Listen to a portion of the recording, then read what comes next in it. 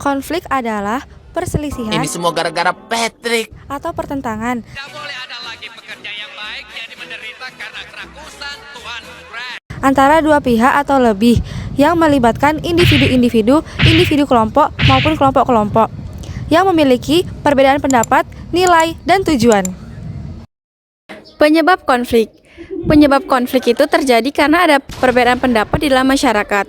Kira-kira penyebabnya apa ya? Yang pertama, perbedaan individu seperti perbedaan pendirian, perbedaan perasaan, dan perbedaan pendapat dari satu orang ke orang lainnya. Yang kedua, perbedaan latar belakang kebudayaan. Penyebab konflik ini terjadi karena adanya perbedaan kebiasaan dan nilai-nilai yang dianut dapat membentuk pola pikir yang berbeda yang berpotensi memicu bentrokan. Yang ketiga, perbedaan kepentingan. Konflik ini terjadi ketika dua belah pihak menginginkan hal yang sama, tetapi hanya satu yang mendapatkannya. Misalnya, persaingan jabatan. Yang pertama, konflik pribadi. Konflik pribadi adalah konflik yang terjadi antara individu dengan individu yang disebabkan oleh perbedaan pendapat atau masalah pribadi.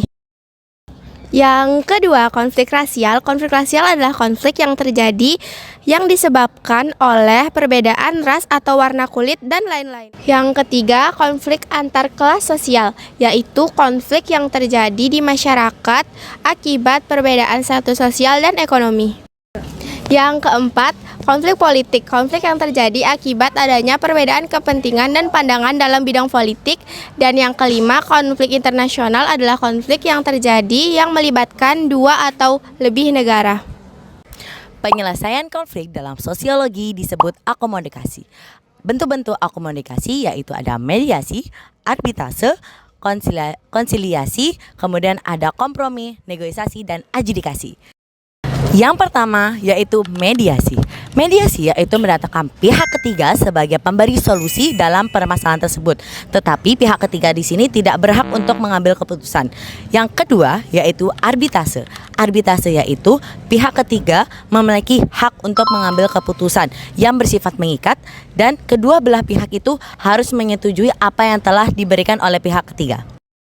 Yang ketiga yaitu konsiliasi. Konsiliasi sendiri yaitu mendatangkan pihak ketiga untuk mempertemukan pihak-pihak yang berkonflik melalui lembaga tertentu. Kemudian yang keempat adanya negosiasi.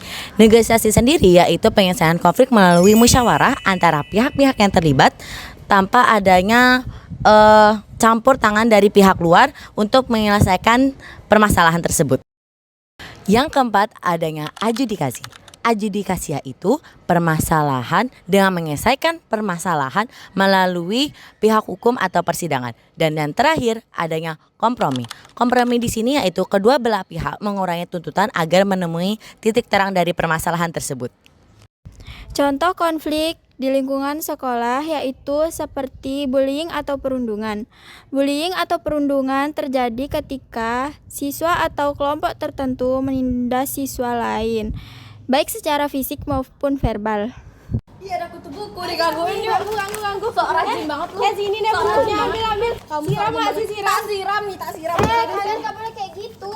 Kenapa sih? Itu termasuk bullying. Kita enggak suka sama dia. Iya, Itu perilaku enggak baik, kalian enggak boleh kayak gitu. Tadi itu adalah contoh bullying yang ada di sekolah. Nah, cara untuk mengurangi bullying yang ada di sekolah yang pertama yaitu melakukan pendekatan terhadap para siswa yang sedang mengalami bullying.